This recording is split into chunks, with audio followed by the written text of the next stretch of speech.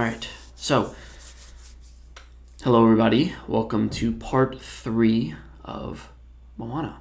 So, if you haven't seen the first 2 parts, this is a lecture series that is literally just based on understanding the psychology of Moana. And if you want to get started, then get started with lecture 1, which should be right over there. So, for the people who've made it through, that's going to be I hope you're excited for this one, because we are at a very interesting point in this movie. This is we'll call it the unlearning, right? This is the point where you realize, right? And let's look at her face here, right? So first we'll go back. We realize that the ideology that she added, the way of viewing the world that she chose was wrong, right? And now she has this moment, right? And we look at this moment, it's literally just contemplation of the previous structure that you had.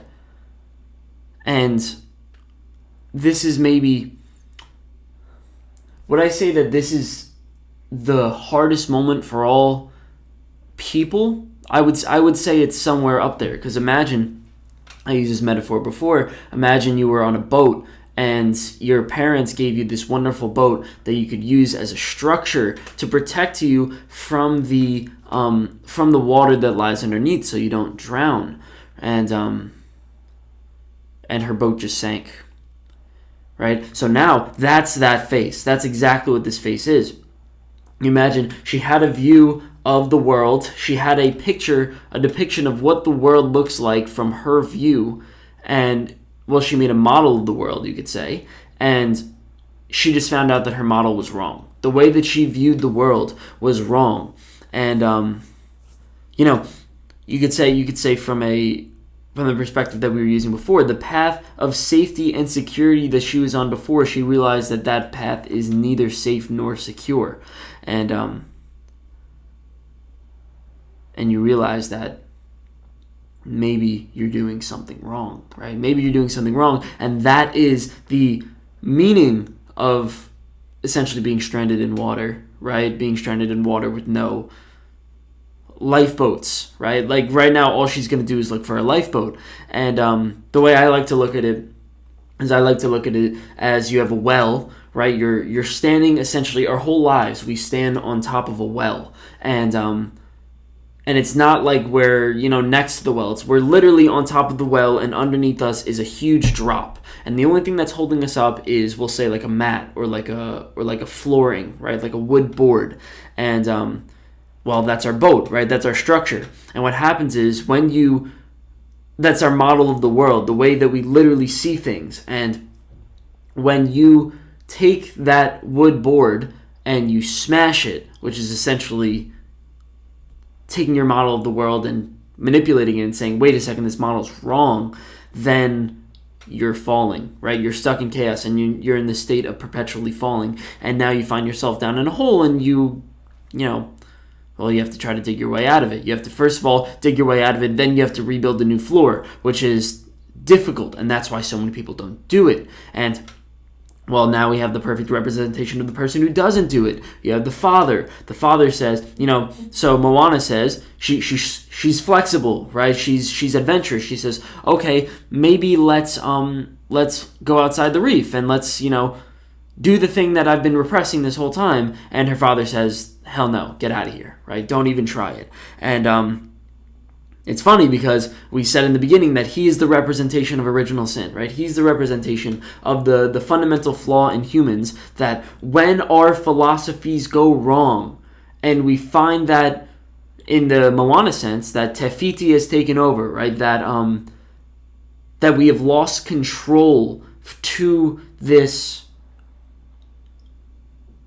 uncontrollable nature of ours. When we do that, our flaw is that we double down. Our flaw is that we say, okay, I couldn't control it before, I'm going to fight it even harder.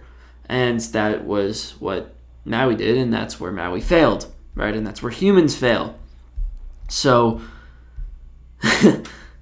So the father is now the representation of that in her, right? And And he's telling her, double down, right? Double down. Just have faith. Have faith in your structure. Have faith in your security. Stay on the boat. Even though the boat is sinking, stay on it.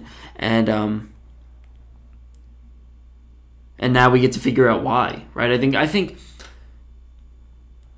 here's the best thing about story, right? The best thing about story is most of the things that happen in this story don't have causal, they don't really make sense. Like, why is it that when Maui pulls the heart from Tefiti, it creates Teka? Why is that true? Like, why do we just naturally understand that? Because when we watch it, it just makes sense. Like, we just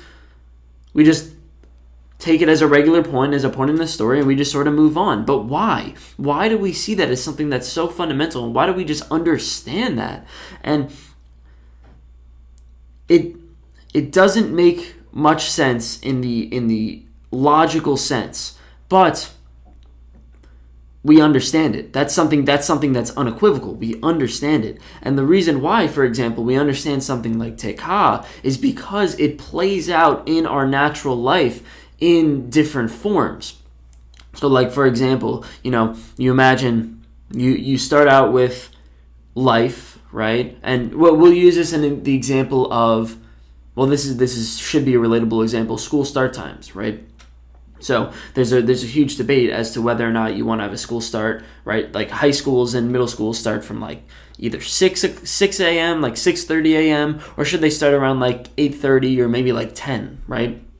And well, you imagine you have life, right? You have the child, which is life itself, and some genius, right, decides, let's start school at 6:30, even though children are naturally supposed to wake up around like 9 o'clock, right? Something like that as they get older. So the life itself would be waking up at 9 o'clock because that's just how children are normally supposed to operate. But then some genius at a school district says, wait a second, maybe we should wake them up at 6:30 so that they could learn discipline or get up earlier or understand the financial structure that we have, whatever, right? And that's the removal of life, right? And then what do you have? You have Teka. You have, well, in real life, right, if you were to take the actual representation of this, it would be children systematically perform worse in schools that start at any time before 8:30.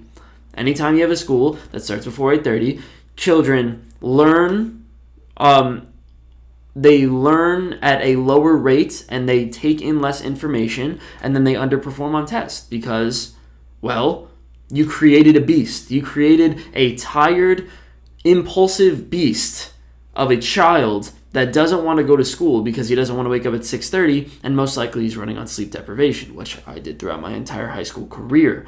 So take it through another example.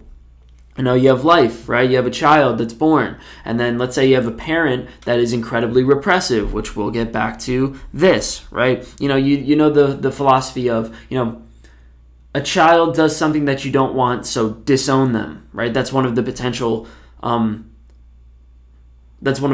ways of looking at it. You just disown them and you say, okay, they're not going to do anything bad because they're going to fear that we disown them.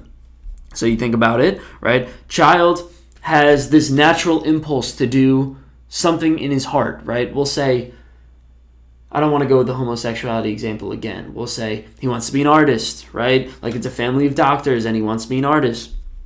So we'll say the artist part of him is the form of life that exists, that's trying to manifest itself.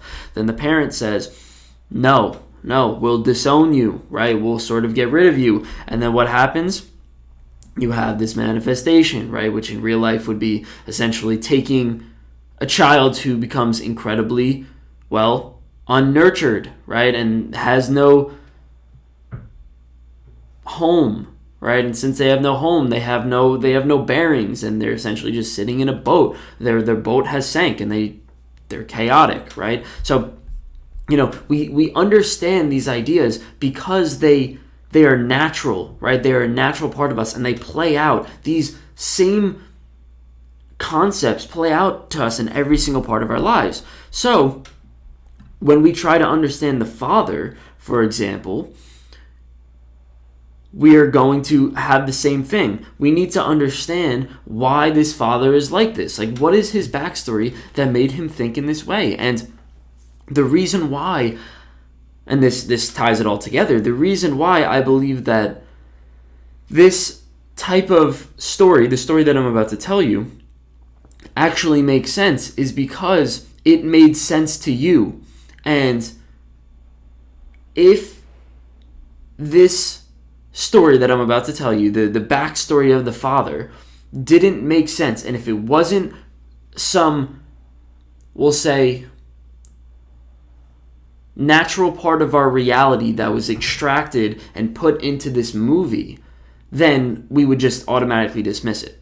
But to some degree, and I think to a large degree, this story makes sense. So therefore, it has a large, well, it makes sense, and therefore it could be applied to real life. So let's go through the story, right? The father wanted to, right, this is him as a younger man, he wanted to explore beyond the reef, just like Moana did, and he failed, right? He failed pretty miserably. And what you could see here is the father at the top, or maybe not, it's intentionally dark, but yes, you have the father at the top, and then you have the his best friend at the bottom after their boat crashed and the best friend died, right? So you can imagine that this is the representation of the father's failed hero's journey, right? The father wanted to be a hero when he was younger and he failed.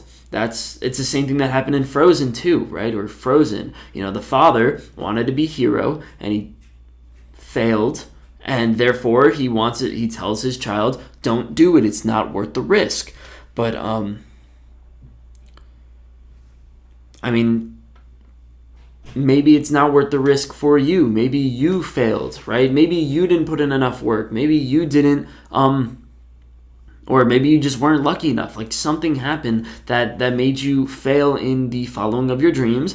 And the only thing that makes this parent, right, this failed parent or failed hero give caution or give strong advice to the next generation, the cautious advice, is because of the ego. The ego is saying, you know, I failed and I did everything that I could because I don't want to accept the fact that I failed, right? I don't want to accept the fact that I could have done something more, because that's a brutal realization that for the last, we'll say this dad is what, like 40, 50 years old? Like, you imagine at the age of 50, he comes to the realization that he failed as a person. You know, you imagine someone on their deathbed. Nobody goes up to someone on their deathbed and say, you lived a failed life.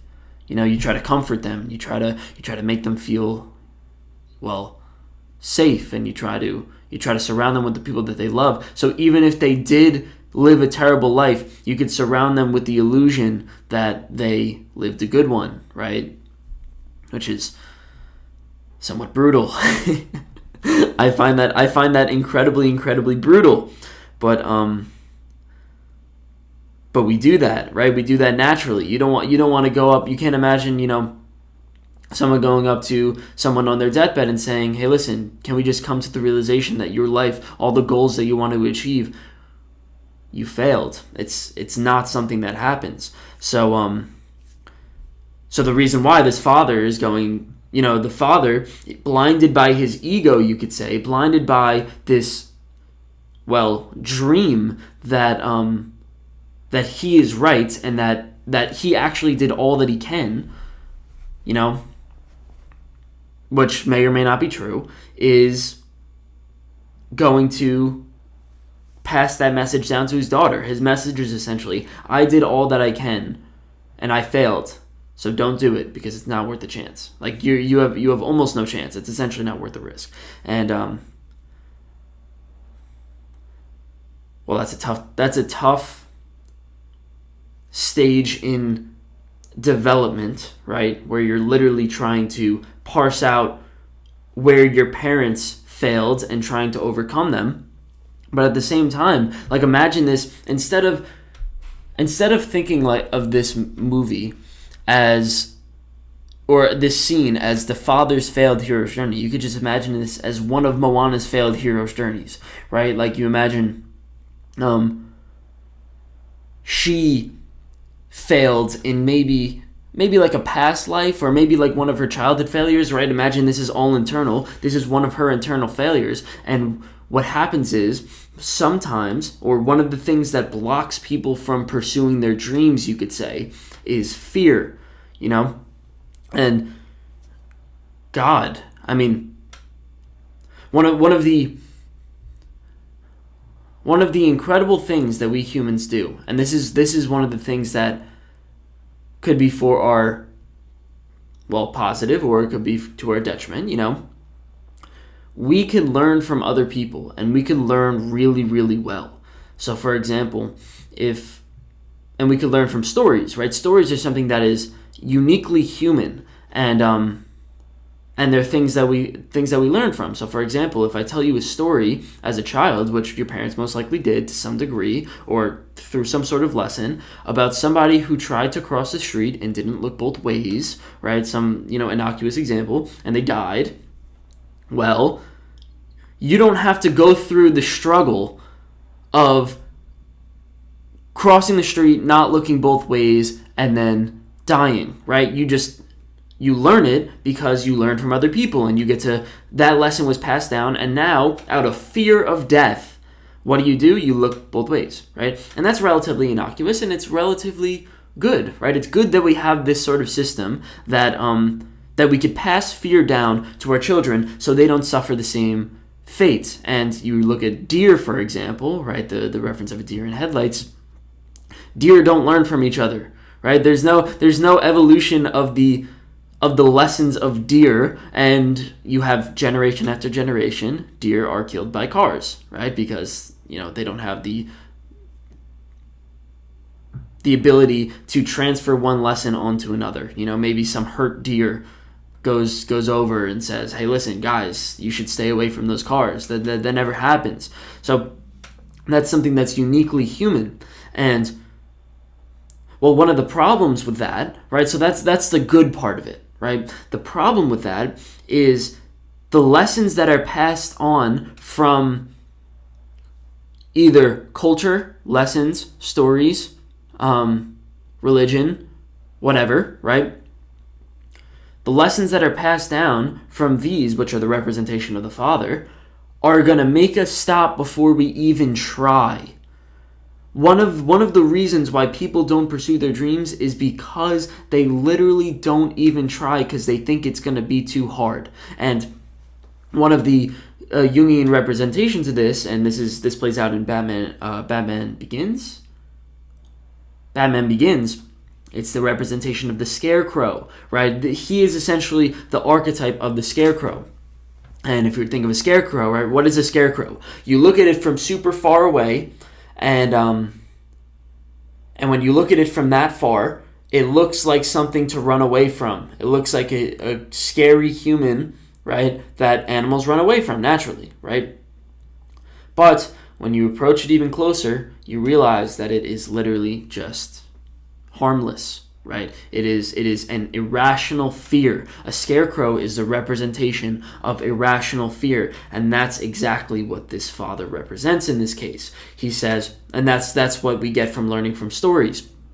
Because when we learn from, for example, if Moana were to choose to learn from her father's past, she would learn from a scarecrow, right? She would learn from I would not say a completely irrational fear, but a somewhat irrational fear, right? Like, an irrational fear. We could simplify it and say that. So,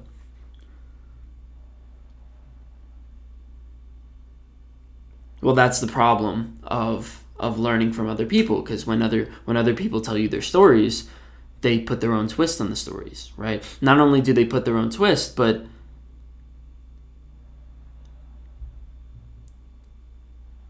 that's a little too complicated for this discussion. Yeah, it's a little too complicated. So they twist their own stories, right? So when they twist their own stories and they're blinded by their ego, right? Then what happens is you literally have a twisted story, and it creates a scarecrow, because they tell you, don't do something because I failed at this, but they give you the wrong reason, or they exacerbate it, and what ends up happening is you just don't do it. That's one of the reasons why you must unlearn. Unlearning is one of the most important processes of a child, right? It's one of the most important processes of a hero's journey, right? And we use this story of the hero's journey and this idea of a child because it represents maturity in such a strong way. But you could really generalize this to any sort of hero's journey. All you have to say is, any lesson that I've learned, well, take a midlife crisis, for example. I had this lady that was on my podcast. Her name was Nikki Groom. And all she did was she said she was like, was she 25 or 35? I think she was 35. And she said, I was living in a job and I hated my job and I wanted to make a change. So what I had to do was I literally had to unlearn this idea of security. I had to unlearn this idea that you don't have to be happy at your job. That's a brutal thing. Well, that's a hard thing to unlearn. And then she started up her own business and she's doing incredibly well. So she unlearned it, right? She unlearned the things from her culture, because the parent is a manifestation of every single thing that you learn, right? Like, we understand the parent so easily because we all have parents. But if I were to make the parent a representation of culture, for example, and religion and society, it would be a little too abstract. But we can, as people who are analyzing this, could say one of the lessons that we learn from culture is that, well, let's see. I don't want to use the same examples that I used in the last lecture. Okay, one of the lessons that we learn from culture is that you need to work 8 hours straight, right? 9 to 5, right? And that's typically how it goes. But if you were to look at our natural biological functioning, and you could look at this in the book When by Daniel Pink, which is great, and also Why We Sleep by Matthew Walker. Incredible books. And the unequivocal biological answer is that from the period of about 1 p.m. to 3 p.m., we are so unproductive. Ridiculously unproductive.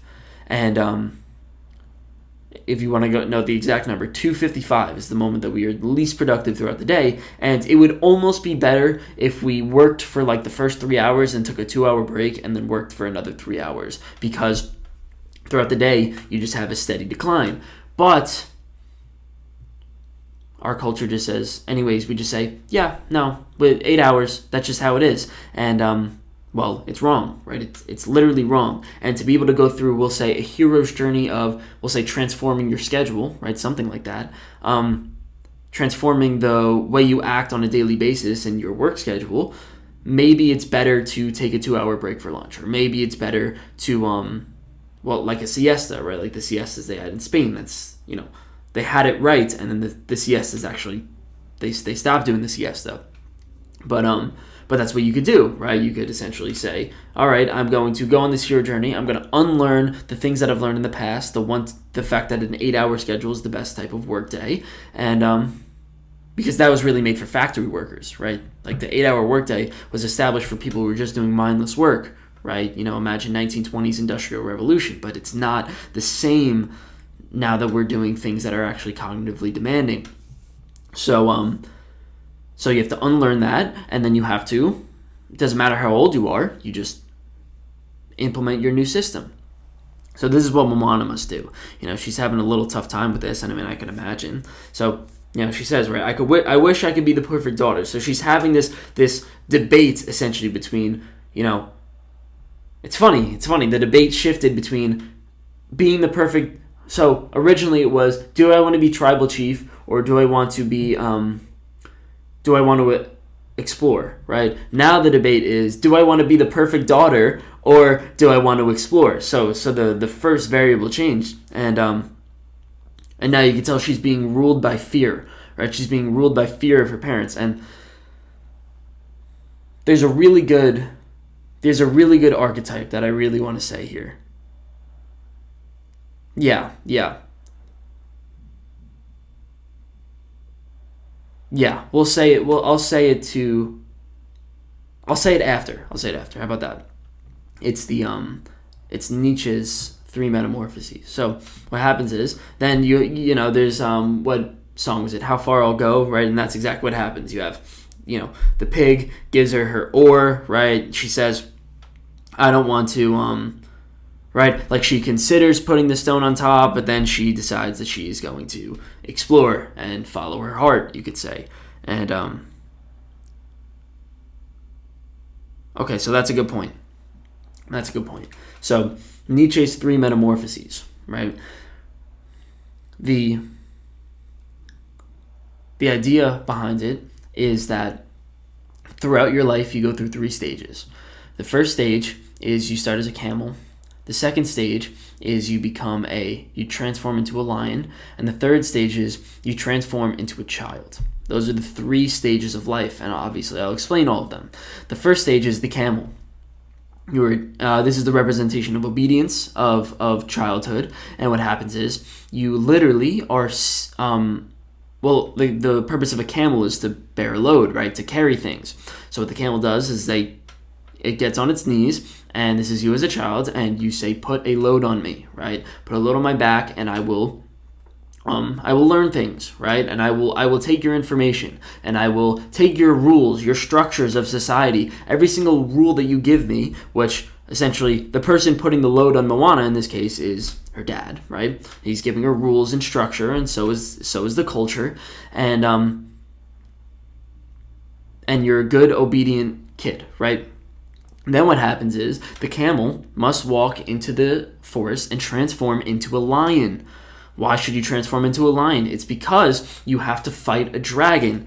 This dragon is known as the Golden Dragon, and it is a representation of everything that is loved and feared at the same time.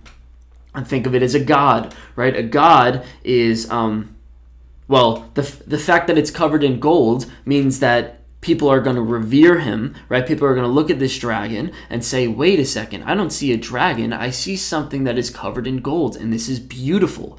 So most people don't fight it.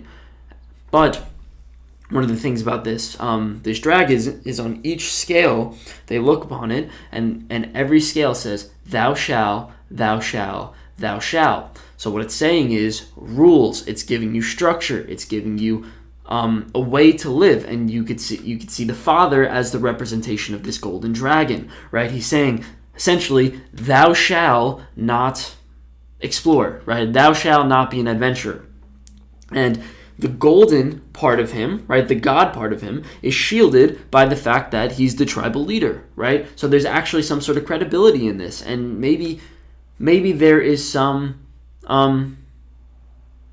wisdom in what he's saying, because you have to look behind this veil of gold to see the dragon, and the dragon is perfectly represented in this image. He sort of looks a little scary, and he sort of looks like a dragon, and the meaning behind that, the meaning behind the lion fighting the dragon, is that he must take the lessons he's learned as a camel, and he must see beneath the veil of ignorance, we'll say, which the father has, and fight these lessons that he's learned. He must unlearn, and he must fight them. And she must see the dad for what he really is, a dragon, right? And this isn't to say that he's completely a dragon, but he's to say that, because there were some good things that he gave her, right? But at the same time, the next stage is to see him as a dragon, to see him as somebody who is giving a rule that is, wrong. So what Moana's doing here, right? So this stage right here, these three slides are Moana being a good camel. Right? This is stage one. This is her being a camel, and she's being obedient to her parents, right? That's a perfect representation right there. She's looking at this, we could say he's a representation of culture, right? The good parts of culture, but he's also the representation of the dragon, and she's looking at him and she's saying, good, right? You are helping me. I am happy that you are giving me structure, which to some degree we should be very grateful for, because if we were children and we didn't have structure, we would be screwed. But then she must look at him in stage 2 as a dragon. She must look at him as somebody to be fought, right? As somebody to be broken apart from. And that's what Nietzsche said. He said the fundamental reason why the lion must fight the dragon is not because the lion has a better plan, not because you fight the dragon and you say, I know what's better. The only thing because you haven't, like, you have no idea. Imagine like a 15-year-old or somebody who's in the process of unlearning, right? More generally, someone who's in the process of unlearning, they don't have another plan. They don't have maybe a better solution because they're still unlearning. They're not learning yet. The only thing that the lion does when they fight the dragon is they're fighting for the freedom to think. They're fighting for the freedom to come up with some new idea. They're fighting for the freedom to come up with a new rule or a new system or a new structure. And that's why you fight the dragon that says, thou shall, because you're unlearning the rules. And that's what Moana's doing, right? So when she does this, she's fighting the dragon. The third stage, that's what this is. This is the representation of her fighting the dragon. The third stage, which you'll see as we get to the end, or I'll just say it now. So the third stage in Nietzsche's three Metamorphoses is the stage of the child. Why a child, right? Why must you transform into a child at the end of your life? It seems like it doesn't make sense, but it makes almost perfect sense. No, it makes absolute perfect sense if you look a little bit deeper into it. What does a child do? What is the value that we get from a child? They see the world from a completely new point of view. They see the world as if they're looking at it for the first time. Second, they're imaginative. So those are the two things that the child can do. So now that you've unlearned the rules, now that you've unlearned the rules of the dragon, the structure that is flawed, you can now create new rules. And, don't want to spoil it too much, but that's what happens at the end when she restores the heart of Tafiti. So, but we will get more into that. So, right now she's fighting the dragon, and this is the perfect representation of fighting the dragon, because what happens when she does it? First, she fails. She gets crushed. You look at her, the boat is at the top left corner right here, and she's getting absolutely crushed. She finds herself stuck, and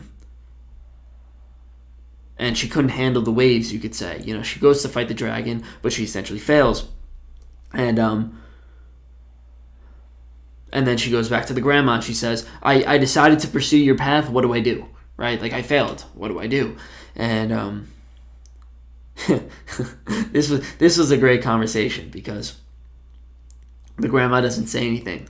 And I really, really, really, I thought this was incredible. So the grandma doesn't say anything. And Moana keeps sort of like pressing her. She's like, what's your advice? Like, what do you want? What should you tell me? Right? I need some advice here. And she doesn't say anything. And I think Moana says something like, she says, like, is there something that you want to tell me? And then the grandma turns around, gives her this look and says, is there something that you want to hear? And I love that. I absolutely love that. So what she's, you know, she's saying, your heart is telling you something and you're looking for me to like, you know, confirm it, right? You're looking for me to say, this is your path, but all you have to do is follow what's going on the inside. I absolutely love that. So then we get back to the crazy grandma, and I mean, hey, listen, there's something a little crazy about her. I think we can't argue that, but maybe she's the representation of the adventurous side. So the thing about the adventurous side is that there's something a little bit crazy in someone who decides to go on an adventure, right? You think of someone like Christopher Columbus, right? He literally decided to embark across the entire ocean to find a place that nobody even knew of yet. It's like, there's a good amount of risk. And do you know the amount of people that died trying to do the same thing that Columbus did? Many. So the adventurous side is a little bit crazy. That's about right. And but But the thing about the adventurous side is, well, she's someone who, we'll say, successfully has explored. I wouldn't say successfully, but she's explored. She's a good representation of the adventurous side, and she's figured out who she is because she's explored deeper into herself. And she goes to Moana. She essentially shows her the cave. She shows her the past. That's a good way of saying it. So what she does is she shows her the fact that in the past they were voyagers, right? In the past that they explored, and they have a natural tendency to be explorers, but at the same time, it's something that is, well, in a cave, right? It's something that is hidden from society. It's repressed. And if you want to go back to what Freud's idea, right, the three problems of that Freud said, bisexuality, sexual repression, and aggressiveness, that is essentially this, right? The fact that, well, another one that you could take the representation of is adventure, right? Our society doesn't adventure anymore. We don't like to, well, we look down upon the person who wants to be an artist, right? We look down upon the person who wants to be an artist, but we look highly upon the people who are successful artists. What does that tell you, right? We look down upon, we'll say, I think, the best cultural example is SoundCloud rappers, right? We look so downly upon people who want to be SoundCloud rappers, but then we look so highly upon Chance the Rapper, or, a successful SoundCloud rapper. So it's like, it's a weird thing that we do, but you can imagine that our strict societal, we'll say, cave, right, or repression or shame that we offer to everybody is this, right? It's this part of ourselves that we decide to hide for what some people think is the betterment of society, but that's debatable. So that's why the adventurous old lady shows it to her, right? Because of course it's the person who knows the lessons of the past and also is in touch with the ideas of the cave, right? So you could say she's one of the few people who understands the hidden value of the cave. The father, let's see if I could get to that point.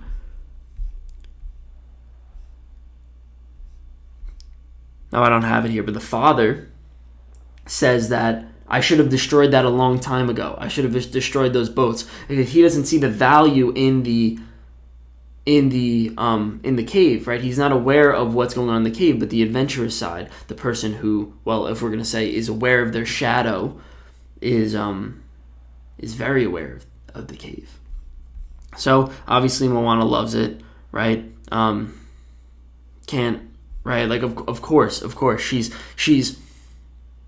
well, here's the problem, right? So the problem with Moana, and this is actually a good place to embark on it, because she's already failed, right? She's already failed here. One of the best things that we got to be aware of is that whenever we decide to embark on a hero's journey, whenever we explore this cave of ourselves, or let me try to do it a little bit better. Whenever we set a goal, right? Because that's what Moana's doing. Whenever we,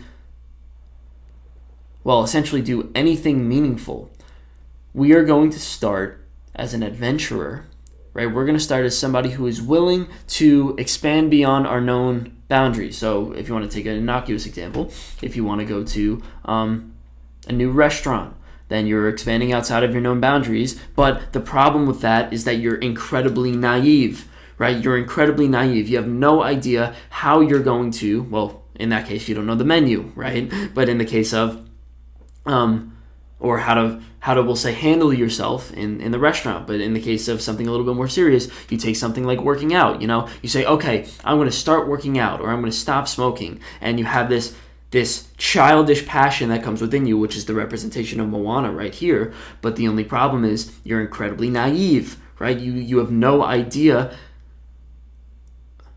how to do it, how to handle it, right? And that's why you get crushed, right? That's why you get crushed right away. That's why the average date that New Year's resolutions fail is January 12th. January 12th, 2 weeks after. Imagine you set a New Year's resolution that you hope to last for 365 days, maybe the rest of your life, and you fail on average on January 12th. 92% of people fail, and it's because we go into it incredibly naive. We believe that it's going to be a lot easier than it will be. And one of the conclusions that I came up with, and I'm sure I'm not the first person to come up with this, but the reason why we overestimate our abilities is so that we could actually do it. Because if we actually knew how hard it would be when we did it, we wouldn't even bother trying. I think that's a perfect representation of what happens. I think If Moana knew that she would get flattened by this boat right here when she was, we'll say at this point, right, where she's saying, oh yeah, this is going to be that great, maybe she wouldn't have even tried in the first place. So what we do naturally is we overestimate our abilities and we underestimate the amount of difficulty that it's going to take. And I think that's the fundamental problem that people see in the hero's journey, right? When you look at the hero's journey, you think of someone like an entrepreneur on a yacht, drinking champagne with his latest achievement, right? Or you think of, for example, your hero. Just picture whoever your hero is. I'll say my hero when I was a kid was probably Derek Jeter. You look at someone like Derek Jeter and you say, wow, that is somebody who is essentially the same representation, who is incredibly skilled, who's been able to do essentially everything that he's wanted to do, and look at him play. He plays so well. But what we don't look at is the amount of time that it took for them to get there, right? We overestimate the fact that maybe I could be Derek Jeter. We overestimate our abilities, right? And we underestimate the amount of work that Derek Jeter took to be there. We underestimate the amount of time that it took for the entrepreneur to get on that yacht, because it probably took him 10, 20 years of hard, incredibly difficult 80-hour weeks every week to be able to get a successful business, to be able to get on that yacht. So it might be, if you want to take the cynic's point of view, right? And this is why there are so many interpretations. If you want to take the cynic's point of view, maybe the father was right. Maybe Moana, in her naivety, is looking at this task and says, this is too hard, this is too easy, and I can do it, right? But the father says, no, I've gone through this is too hard. 92% of people fail trying, and your chances are low too. It's almost impossible. Maybe the father is right. But that's why you have the two personalities. That's why you have the father, and that's why you have the adventurer. Because sometimes the adventurer is right, but sometimes the father is right. And the unfortunate reality is, most of the times the father is right the most. The cynic is right the most. If you were to take something like a hero's journey, right? You watch any movie, right? Any hero's movie, which is essentially every movie, it always ends in success. Why? Why do in the Marvel movies, there's 23 movies? We'll say 23. There's 23 movies. 22 of them end in a hero's journey, completed, successful. The one that didn't end successful was Avengers Infinity War, which was a failure, which had a sequel to it in which there was a success. So you could say that all 23 movies ended with a success. Every single Disney movie ends with a success. Why? Why do we have a hero's movie that ends with success when 92% of people fail? If you want the perfect representation of reality, 92% of hero movies are going to be failures. But they're not. Right? Why are they not? It's because you gotta think of what personality does the hero movie, or does Moana, appeal to in us.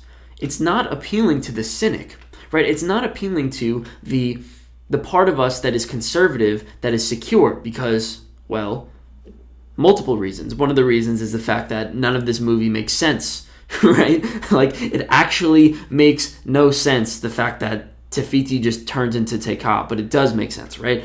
Another reason why is because most of our life is, you could say, our personality and the representations of our personality are mostly represented by the father, right? In real life, the way that we actually act is mostly conservative, right?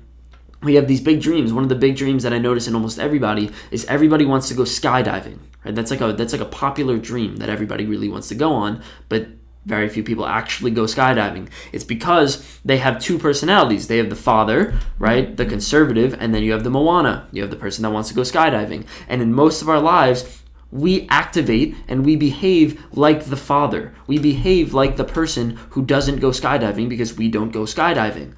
But what does the movie part of us appeal to? It appeals to the adventurer, right? It appeals to the part of us that wants to explore, that believes that maybe, just maybe, we can go skydiving and we're actually going to succeed, right? And we're actually going to do it. And in a more general sense, we could go and have goals and actually achieve those goals and actually be successful. That's the part of ourselves that hero movies are appealing to. And, well, hopefully the hero succeeds. And you could say maybe, just maybe, that is our naivety, right? You could say the reason that that hero movies always end with success is because we are placing ourselves in Moana's shoes, and we surely hope that if we were to set ourselves upon some adventurous mission, that we will succeed. Even though 92% of people fail, it's not appealing to that part of us. It's appealing to the Moana within us. It's appealing to the person that wants to succeed and the naive child that overestimates the amount of success that we could achieve, which is essentially the fact that the hero or Moana always succeeds. And we underestimate the amount of, we'll say, trials and tribulations that it must go through because, well, we go through this movie, and it would be pretty unreasonable to go through this movie and see the trials and tribulations, the difficult parts, the challenging struggles, and not think that there's going to be some way that she comes out of it. Right? Of course, we're going to say, we're asking the question in our brain, we're going to be asking, how is she going to make it her way out of this? We're not going to ask if she's going to make her way out of this, right? In all of the down points. So, for example, she gets railed by this boat. This boat literally hits her, on the face, and she gets in this terrible struggle. We do not ask if she's going to explore again. We just ask, how is she going to be able to summon up the courage to explore again? And that's the underestimation of the amount of willpower, courage, and strength and adventurousness. That's about right. That it actually takes to go and explore, right? Because we don't need to see her summon up the courage. We just need to see, we don't need to see how difficult it is for her to summon up the courage. We just need to see what it takes for her to summon up the courage. And that's a big problem. That's a big problem that when it comes to real life, because when it comes to real life, we look at these hero stories and then we look at our real life and then we say, God, it's a lot harder. Like Moana made it look a lot easier than it actually was, and that's our relative naivety. So let's get back to it. We find that, Moana was incredibly naive, right? She's incredibly naive, and maybe, and she looks at this journey with hope, and, that's a good thing, but it's also a bad thing. She finds out that,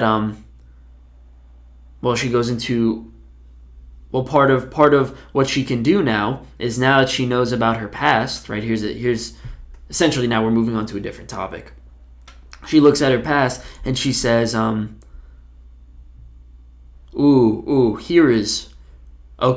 a great place. Here's a great topic that I wish to end it on. So she learns about her past, and she finds out, it's great, right? It's great that she could summon up the people of her past. But the thing that I really wanted to hammer down, and I really wanted to talk about, is the question, because this is the question that I've explored every single time I watch this movie, and I don't know the answer yet.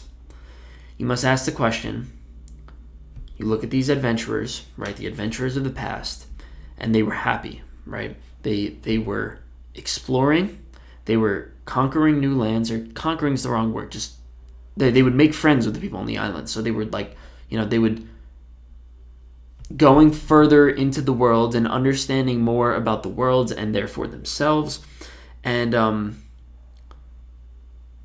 you could say there wasn't too much strife or problems, right? And they were living a meaningful life. Now, the question is what is the goal of life? What is the goal of life more generally? If you say you're satisfying, we'll say those 5 needs, right? Like, not too many problems, exploring, and a few others, right? Then is that the goal? It doesn't seem obvious to me that the goal of life is to keep exploring, and it doesn't seem obvious to me exactly what is so great about the explorers, right? Like, what's so great about the fact that they went to different islands, made friends with the islands, and lived in the water? Like, it doesn't seem obvious to me, and I don't know exactly how to extract that. One thing that I learned from Tony Robbins that has baffled me. He says the goal of life is to live in a, quote, beautiful state. He says that the goal of life is to live in a state, by state I mean like emotional state, where you're constantly, we'll say, at like an 8, right? At an 8 out of 10, and then you have some beautiful moments where you should spike to a 10. Right, where you spike from an 8 to a 10, and then you go back down to an 8, then you keep going, you fluctuate between the 8 and the 10, and then even if you go down to a 6, then you could work through it, figure it out, and then you're constantly sitting at an 8, as opposed to somebody who's most likely depressed, who's sitting at a 1, right? That seems shallow to me. That's the problem, right? He says the goal of life is to live in an emotional state where you're at an 8, but that doesn't sound meaningful, right? I read this book. It was called, it's a very popular book. It's called Brave New World. And in Brave New World, they emphasize the phrase, ignorance is bliss. And they just give people essentially drugs, right? Like these pretty good drugs to just make them always feel at an 8, essentially. More like a 10. It's like they're always living at a 10. And it never goes down. Like they're always happy, but they're always ignorant. And it's the same thing in Fahrenheit 451, same idea. And living in a beautiful state, therefore, living at an 8 doesn't seem like it's enough for me.